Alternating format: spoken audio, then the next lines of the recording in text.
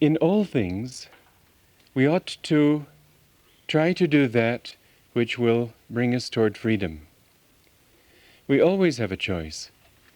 And many times, the direction that we go enmeshes us in further and further desires, further and further attachment, further and further bondage, therefore. But our goal in life should always be freedom.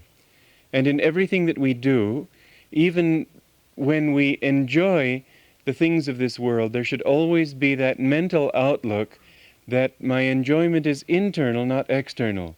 That it's not this ice cream cone or whatever it is outside that I'm enjoying. I'm enjoying myself inwardly. That everything is really a projection outward. We can tell a lot about ourselves from the way that we treat other people. When we impose on them, what we're really doing is imposing on us. When we make demands of them, when we try to exert power over them, what we are really doing is enslaving ourselves. We receive a great deal more of whatever energy we put out than the energy that those people to whom we put it out get. We were talking yesterday and the day before about drawing this consciousness inward in meditation. An equally important part of this whole story is how we project that energy outward after our meditation. This song of mine that you heard yesterday, that I talked about at the beginning of my lecture, of my class, the Song of the Nightingale, I talked about one aspect of it, the aspect of duality and learning how to be somewhat freed from that duality. But there's another aspect too, and that is in the second stanza. Without silence, what is song? Without night, where is dawn? I go on to put it in a dualistic way by speaking of without were it not for men's woes, who would smile at a rose? But there is another aspect to it that isn't dualistic, except in the sense of inner and outer, but the inner is not a part of the dualism if we go deeply enough. It is the absolute, and it's only in the outer that we have duality. That actually all creativity springs from silence. The light of the world comes, in a sense, from the dark. God is light, then God is beyond all light. The darkless dark, the lightless light is described as. The great woman saint in India, Ananda Ma, in an effort to show how completely indescribable he is, she says he is and he isn't, and neither is he nor is he not. But out of the heart of that absolute stillness is born creativity. And if we can go deeply enough within, we find that we don't. This is the doubt that is raised by Arjuna in the first chapter of the Bhagavad Gita. He says, but if I go into, this is what his meaning is, if I go into this silence, won't my faculties become starved? Won't I lose the ability to function well in this world? Won't I lose the ability to think clearly? Will not my talents become less? Is it good to starve my human nature? And of course the answer to that is what I've just said, that the truth of creativity lies in silence. All song is born from an awareness of silence. I have found that in periods of seclusion, I can be the most creative. In fact, last April I was in seclusion for 6 weeks. I wrote 19 arrangements, choral arrangements for songs, and prepared an abbreviated version of the path. It's amazing how much seems to flow out of that inner silence. And yet it was a good seclusion. I didn't have at all the feeling that I was working hard.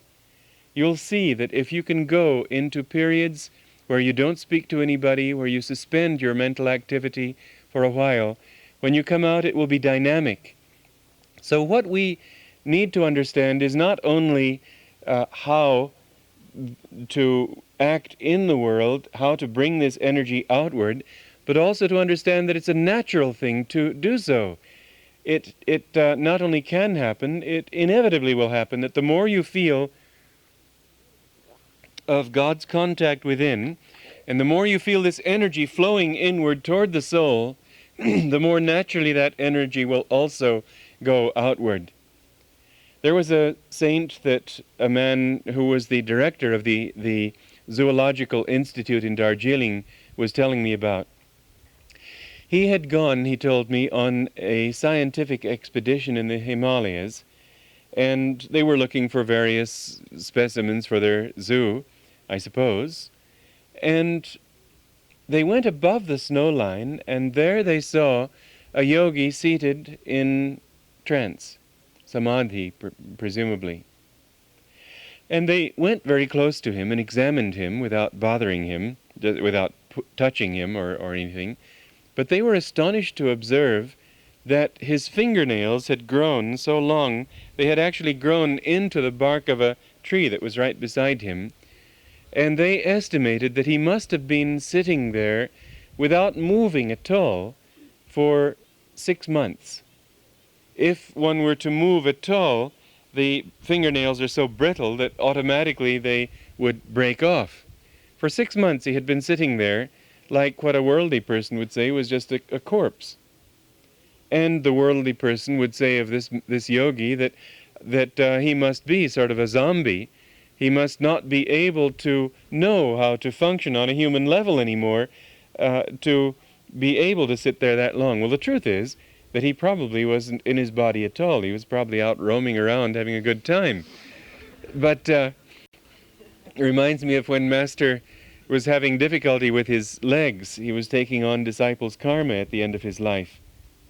And we were carrying him, and he said, well, it's not so bad. Some people have feet but can't walk all over.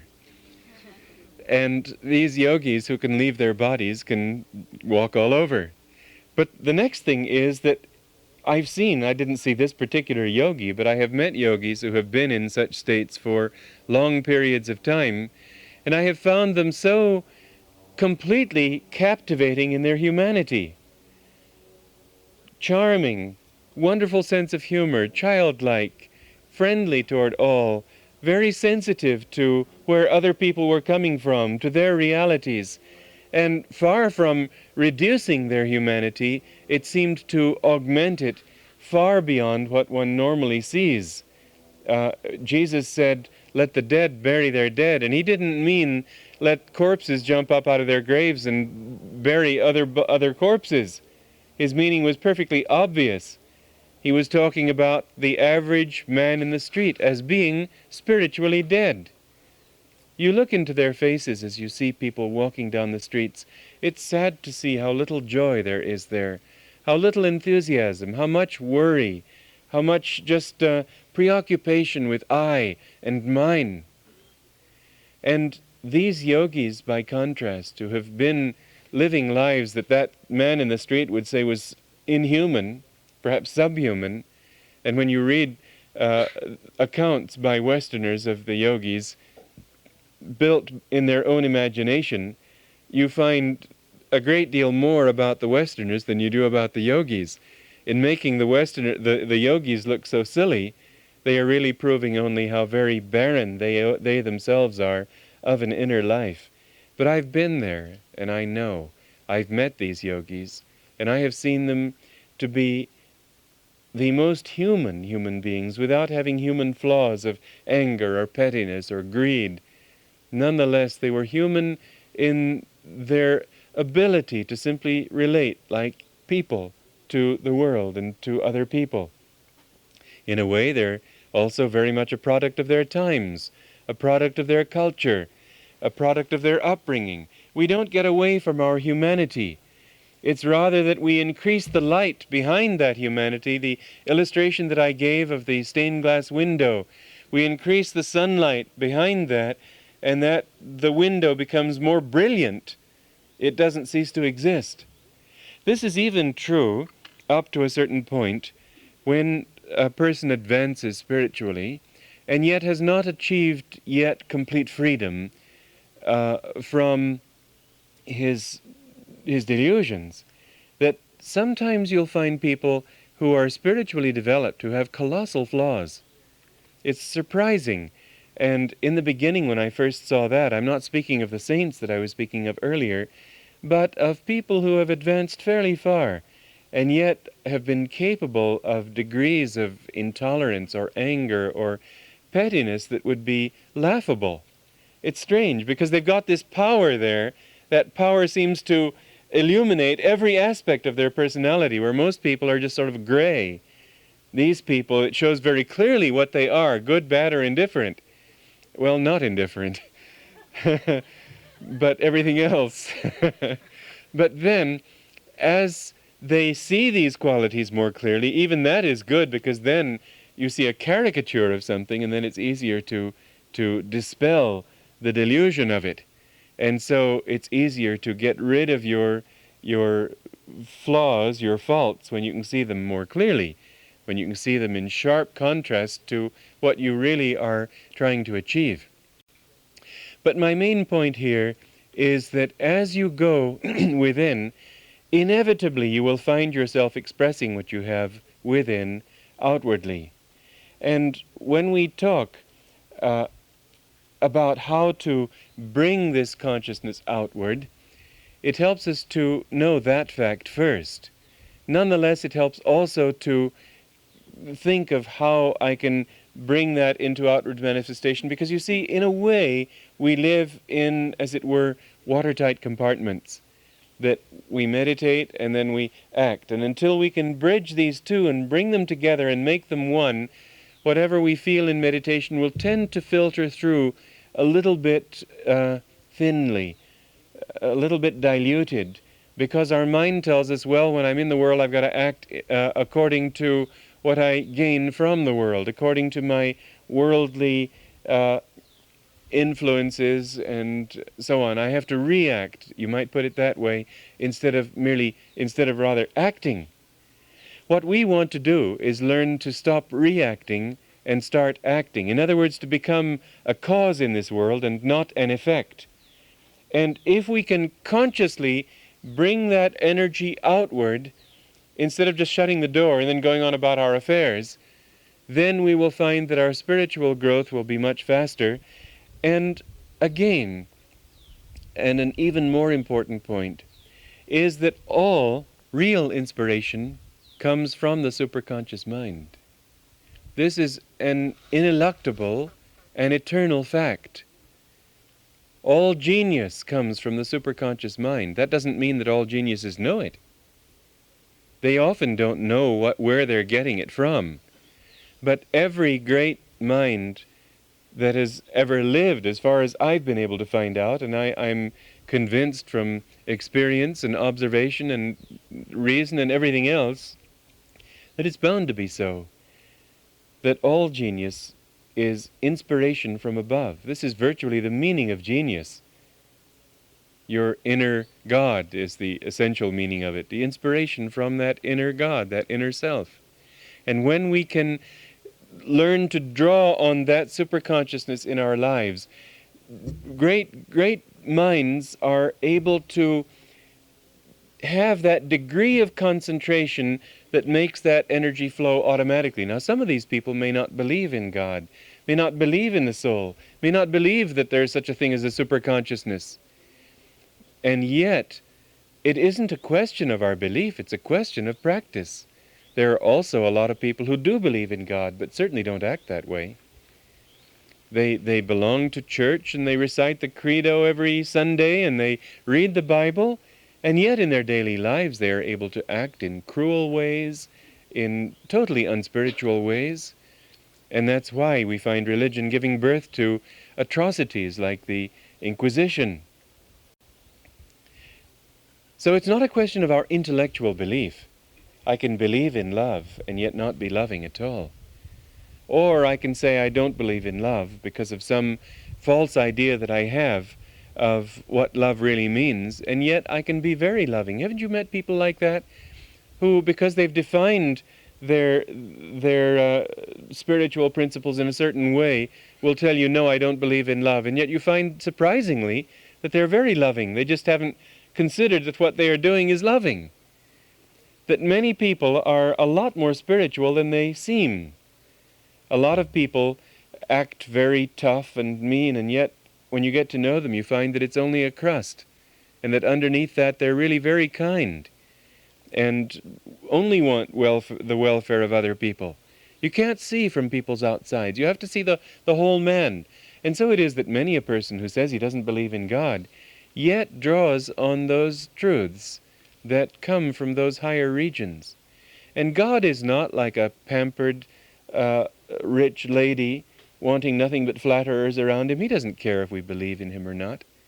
If we attune ourselves to any aspect of him, he is able to pour his grace through that attunement. And so many an artist who seems to be unspiritual, and maybe is unspiritual, because it's sort of like an army invading a foreign territory. Sometimes you'll get one part of the army going very deep into the foreign territory, and yet other parts of the army are lagging or even falling back. And so a person may be very, very in tune on certain sides of his nature, and yet very disharmonious in other aspects of his life. An example of that is the poet Francis Thompson, who wrote perhaps the most beautiful spiritual poem in the English language. I will qualify that by saying that I think that since him, the poems in Whispers from Eternity are just exquisite. But according to the traditional poems of the English language, I don't know a more beautiful than the Hound of Heaven. In meaning, in every way. And yet he was a drug addict. He took opium and became a complete slave to it, and he may have died from that, I don't know. Strange, isn't it? But you find, for instance, François Villon, the French poet of the medieval ages, wrote some really fine poetry, and yet he was a thief. He was a complete degenerate in many ways, and yet he had a very sensitive nature. You see, there are different sides to people. Aurobindo made a study of different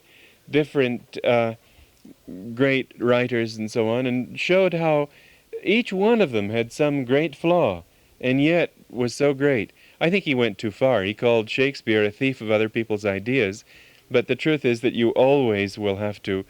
Goethe said that he owed 97, I think it was, % of his genius to the contributions of other people. No man lives in a vacuum, and if Shakespeare took his plots from others, I just don't think that matters at all. He made something of them that the others didn't.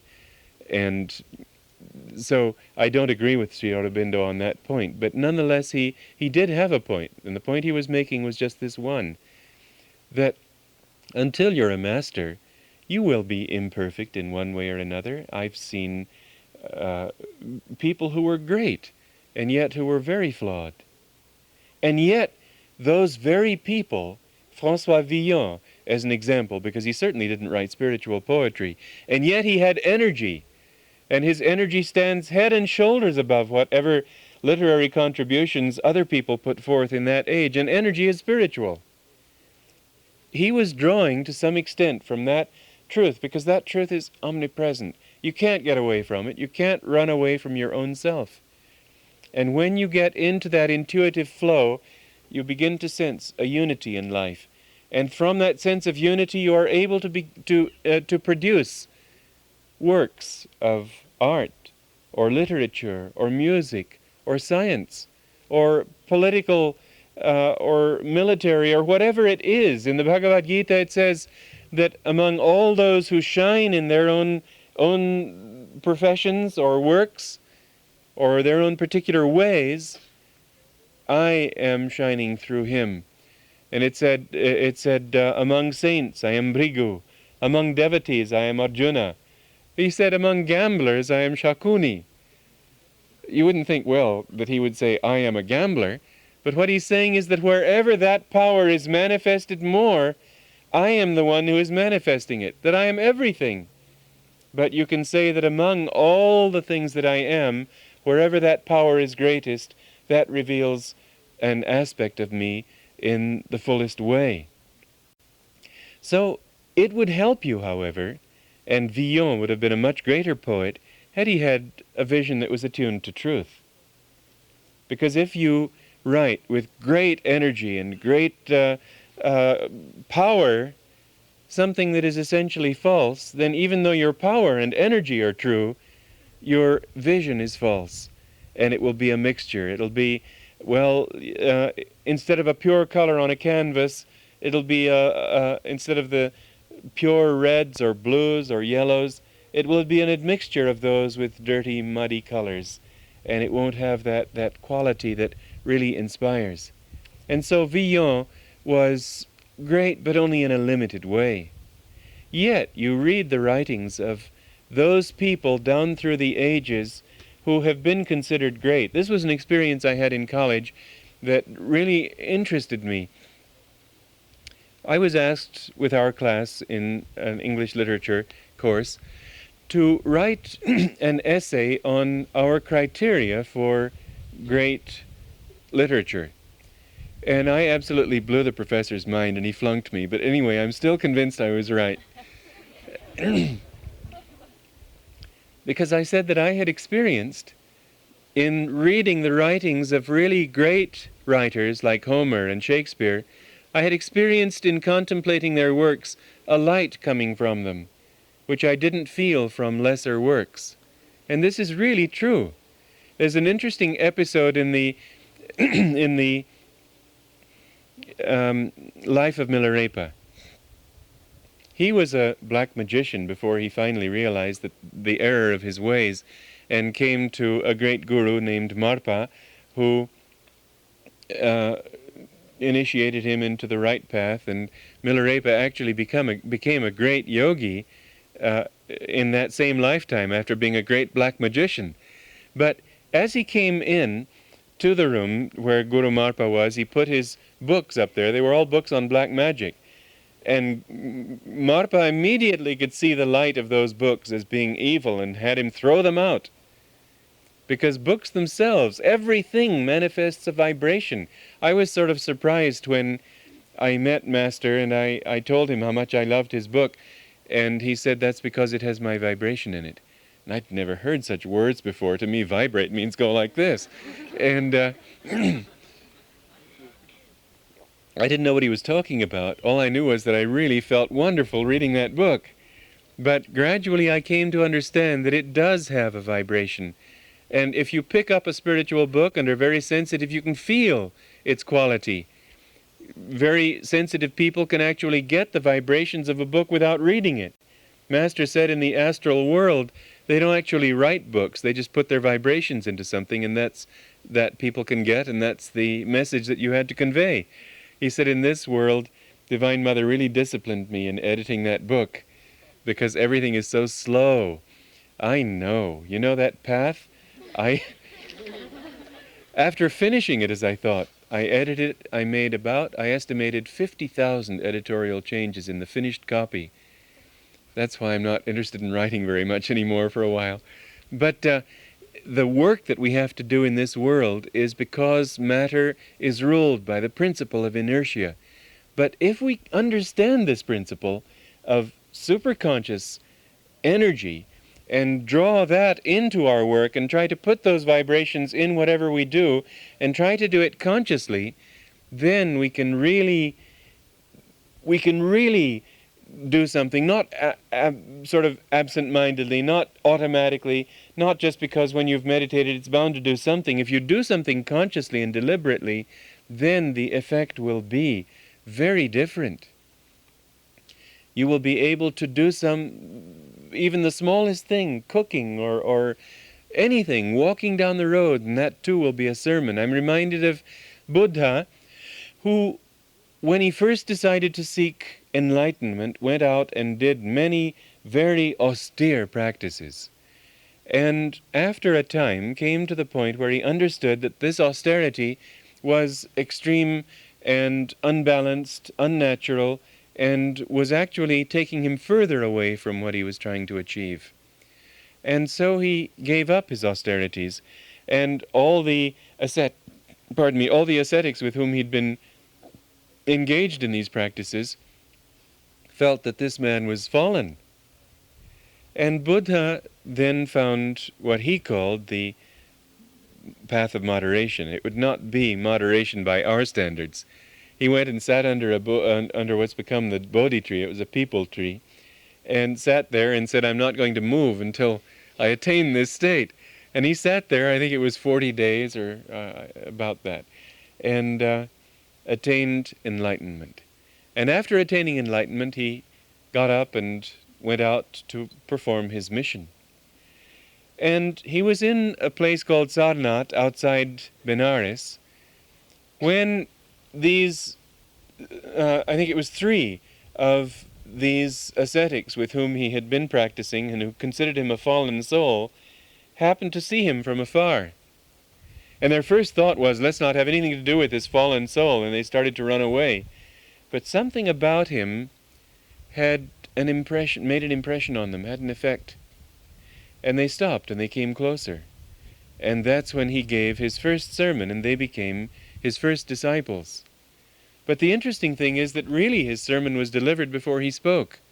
There was something in the manner of something in his presence, something in the way he sat or stood or walked or whatever, that emanated a tranquility, that emanated a power that these people picked up on and already were changed to the extent that they were willing to set aside their preconceived notions and listen.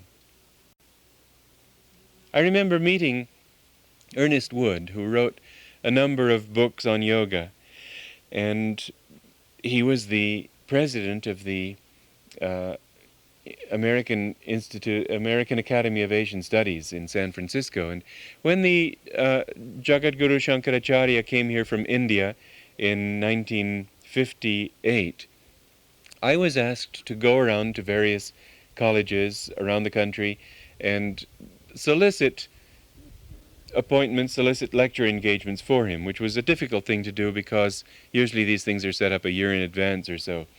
But it was successful that way. But what I'm particularly referring to at the moment is my meeting with Ernest Wood at his academy. I didn't know who he was. All I knew was that he was the president of this academy, and I didn't even know about the academy. I just came up here to talk to him. Later, as I was driving down the freeway, I remembered his eyes, and I felt so much joy in the memory of his eyes that I was absolutely inspired. It was only quite a long time later that I discovered that he was a man who practiced yoga and was a well-known authority in the field and obviously had something. I had no way of knowing that. It was just that there was something there that I couldn't help feeling. Everything that you do carries the imprint of your vibrations. And if you will consciously put your imprint there, then the vibrations will be a great deal stronger. So that when you come out of your meditation, try to wean yourself from this education that you have had all your life that tells you this is how I have to do things. And so when you go back to them from your meditation, your tendency is to forget the meditative part and just go on doing it the old way. Go on doing your business in the old way, or your teaching in the old way, or your housework in the old way, and not spiritualizing your life by the consciousness that you have gained from your meditation. Try to take that consciousness and manifest it through your work. This is partly why those energization exercises are so valuable. When you can deliberately and by willpower recharge your body with energy and send energy outward into all the muscles and bones, you become gradually aware of that energy itself. It becomes something that it's really, these exercises are absolutely marvelous. If I don't do them, I feel as if I had cobwebs in my body. And I realize that most people must feel that way and just get used to it. They're much more effective than ordinary exercise, although I'm not saying don't do ordinary exercise too. Running or sports or different kinds of physical movement, swimming and skiing and so on, these are very good for the body in a different way. But the energization exercises are superb. And in the way that I'm talking right now, their particular benefit is that they help to bring that consciousness of energy into outward manifestation. Then, as you begin to become aware of actual energy flowing into your body, you feel this energy, and it makes you feel just marvelous. But then you begin to realize that it's energy that isn't just limited to the body, and you begin to learn that you can project that sense of energy. Master said, the greater the will, the greater the flow of energy. And when you direct your will toward anything, then you become aware that it's energy that you're sending out. Master performed a healing once, I've mentioned this in the path, and it was the result of Dr. Lewis telephoning him and telling him about a friend of his in Chicago who was on his deathbed, and he asked Master to pray for him. Master sat on his bed and meditated and prayed, and as he prayed, he said, this great bolt of light went out from me. And at that very moment in the hospital room, there was this great flash of light and a sound of thunder, like an explosion, and the man sat up completely healed. And there was a nurse in the room at the time in the hospital, and she was not a spiritual woman, but she too, she said she saw this flash of light and heard this explosion. And Master, you see, sent that energy out through the spiritual eye. It actually went out. Whenever you do anything, you send energy. It may not be that kind of energy, or it may not be that intense, but it could be. There isn't anything that Master did or that Christ did that you couldn't do. Jesus said that himself, didn't he? Master took these things for granted for us. He didn't see us as just human beings. He saw us as potential Christs. When I was asked to be in a pageant at the Masonic Lodge in Long Beach, they wanted me to be in a sort of a, not a pageant, it was a, what's the word? Tableau, thank you. They wanted me to act the part of Jesus at Gethsemane, and the reason they wanted me was because in those days nobody had beards but me. Master had me growing a beard because I looked so young. But so there I was doing this tableau and feeling rather foolish. And later on, Master asked how it had gone, and we talked about it, and I said, he mentioned that people had liked it, and I said, well, it would be much nicer if I could be like Christ. And very matter-of-factly, he said, that will come, that will come. He wasn't talking to me personally, he was talking to man. Every one of us is a potential Christ. Jesus didn't come here to tell us what he'd gotten, and tough luck for the rest of us. He didn't come to tell us how great he was. He came to show us through his example how potentially great you are, and I am, and all people, even animals in this world are, because all things are manifestations of that same one divine. Live in that consciousness. This is the most important thing and the most difficult thing that we need to do. And that's why I'm talking about bringing it outward. We've got to live in the thought that we are already free. Everything that you do, try to tell yourself, but I am free. I am living in myself. I am complete in myself. I am completely centered here, not selfishly, but centered in the inner self, the divine self.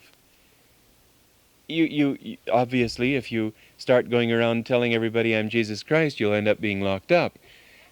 This isn't what I'm trying to say. I want you to be realistic about what you are, where you are, see your flaws as they are, but as an affirmation, live in the thought that I am a child of God, and I am free. I merely have a few little piles of dirt to sweep up still.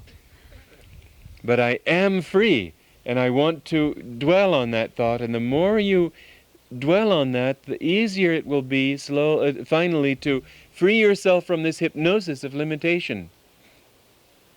Even when you indulge in a weakness, inwardly resist that indulgence. Don't say, I'm doing it. Say it's being done, but I am not going to define myself in these terms. It's only in this way that we can achieve final freedom. Always live in the thought of being this light and living centered, surrounded by this light. And when you speak to people, try to speak as an instrument of the light. Try to bless people with your words. Try to send peace and harmony into the world around you. The influence coming from you can be very great. And interestingly enough, it'll be a lot greater than the influence of maybe many other people. In this democracy even, we find that although we have one man, one vote, nevertheless it's true that some people have a great deal more influence than others. At the voting booth, yes, they can only write their name down once.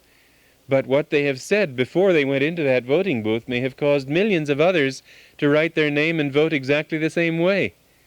The influence of one man is far greater than democracy would have you believe.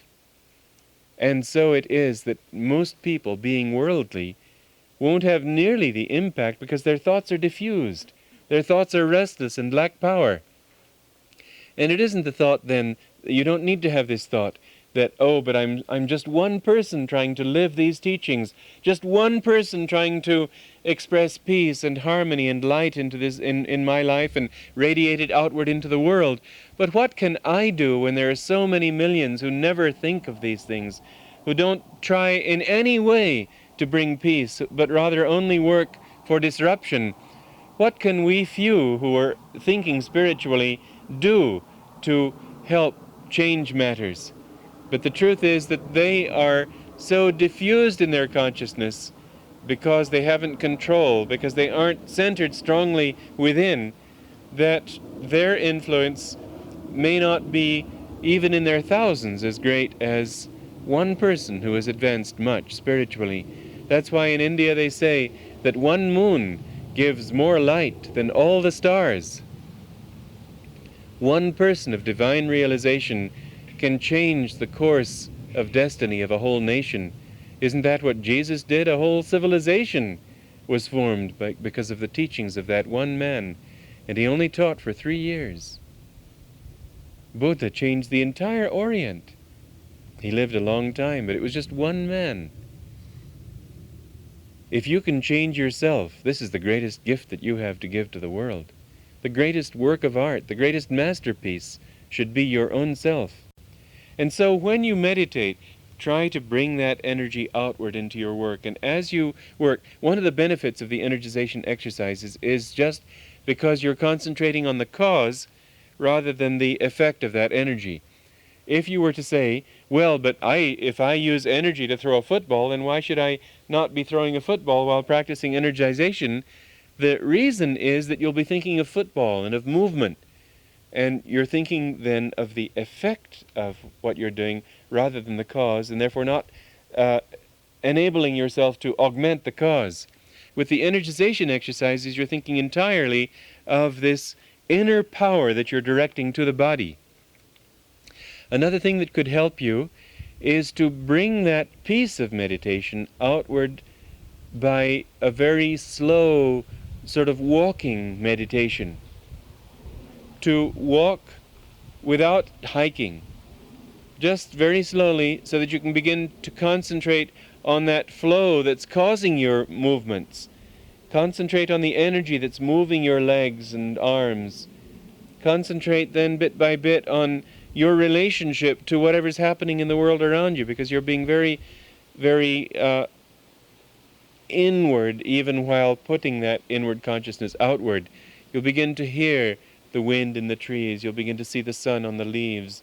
You'll hear a dog barking in the distance. Whatever it might be, it'll be easier to feel a relationship between you and them until you begin to sense a sort of symphony of all life. That all these different things going on are like instruments in a great symphony orchestra, and you too are a part of that great orchestra. And then it will be easier when you actually have to go to work or have to wash dishes or see people. It'll be easier to keep that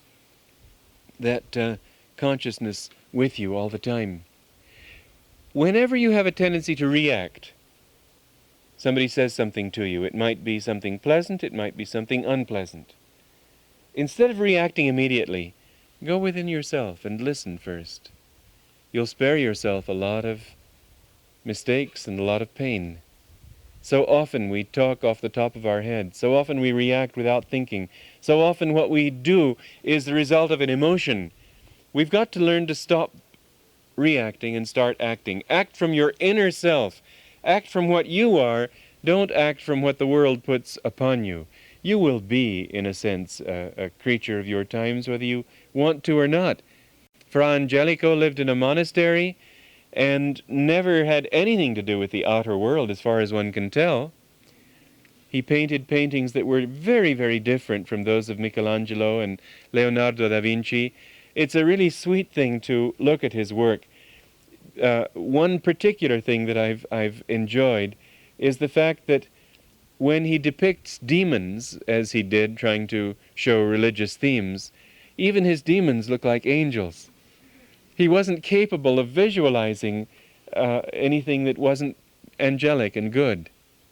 His name was good, Fra Angelico. And now he's been beatified. Apparently they feel he was a very saintly person. But the thing is that he didn't, in a way, reflect the spirit of his age at all, and yet in another way he was totally the product of his age. He couldn't have done that particular kind of work at any other time in history. No, you will be, to a very great extent, a creature of your environment. That you cannot help. If you had been brought up in India, you would be talking Hindi or Bengali or something, and even with light skin, you would be completely a Hindu. All your movements, all your tastes, all your interests would be Hindu. Your upbringing, yes, it does have an influence. But the thing is, we don't have to live only that way. There is a large part of us that can introduce a new dimension into our environment, and that is what we should try to live by. Everything that you do, try to go within and consult your inner self. I found this very, very helpful in life. That where my mind told me, do this, or say that, or go there, if I just listened for a moment, I suddenly found that no, that's not the way to do it. And then what I did worked out well. Whereas when I acted without thinking, without seeking this inner guidance, I sometimes made great mistakes. I remember a man who came to me for counseling years ago. It taught me a very good lesson. He had this great sin that he was feeling guilty of, and he didn't know even how to say it. He kept sort of coming up to the point and then skirting it again. And I was thinking, my God, has he murdered his mother or something? I just couldn't imagine what he could have done. Finally, he came from Spain, and so finally he said, let me say it in Spanish. And in Spanish he said, I'm a homosexual. And I was so relieved to find that it was only that, after having built up this doubt that maybe it was some terrible crime that he'd committed. And I think that, I don't know much about that particular aspect of human psychology, but at least it didn't seem to me a crime. And so, in my relief, I said, oh, that's nothing. Well, you know, from that moment I lost him. He wanted me to take his crime, as he thought of it, as seriously as he did. If I had related to his reality, I would have responded in the way that he wanted me to respond, which was, oh, no, or something similar.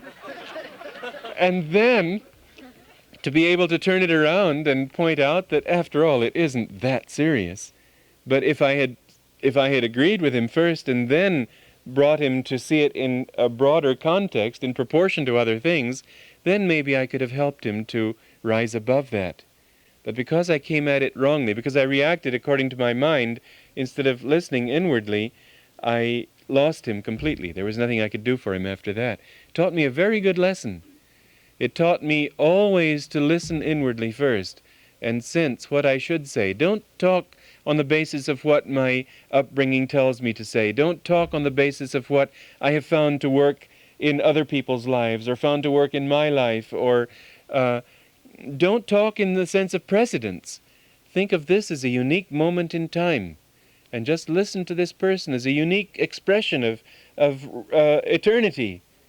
And then I will be able to address him as his own higher self is trying to address him. Perhaps he can't get through as easily to that higher self, and so maybe I can help to link the two up. But I'm not in the picture except to help to link him to his higher self. Taught me a very good lesson. Listen first. Before anything happens, go within and listen for an answer. And you'll be surprised how often that answer that you get will be different from what your mind told you. Live in the thought that you are attuned to that superconscious. We're going to be giving a whole series of classes on superconscious living in September. I think it's a very, very important topic. Not just the question of how to unite your soul with God, but how to bring that consciousness into daily life so that all these troops in the army can be brought forward, and there aren't all these laggards there while just one part of your life is going into meditation and the rest is living in as egotistical or selfish or antagonistic or insensitive way as ever. Live in the total consciousness. That's what yoga means, isn't it? Union. Bringing a sense of unity to our lives so that everything expresses who and what we are inwardly. This is the way to live in freedom. Remember also a story that I always enjoy telling of George Bernard Shaw at a party. The hostess came over and he was sitting by himself. She said to him, "Are you enjoying yourself?" And he looked up and he said, "That's all I am enjoying." We only really enjoy ourselves. Even if you think you're enjoying something outside, it's only because you're projecting onto it. So the energy that you project around you, the energy that you project outward, this is a very, very important aspect of the spiritual life. Our whole purpose is to remember who we really are. It's a very good saying, a very good word that the Catholics use, recollectedness. That when you keep your mind on God, you remember. Yogis take it even further. They say that is because that's who you are, that's what you are. And so, if you go deep enough within yourself, you will suddenly find bursting upon your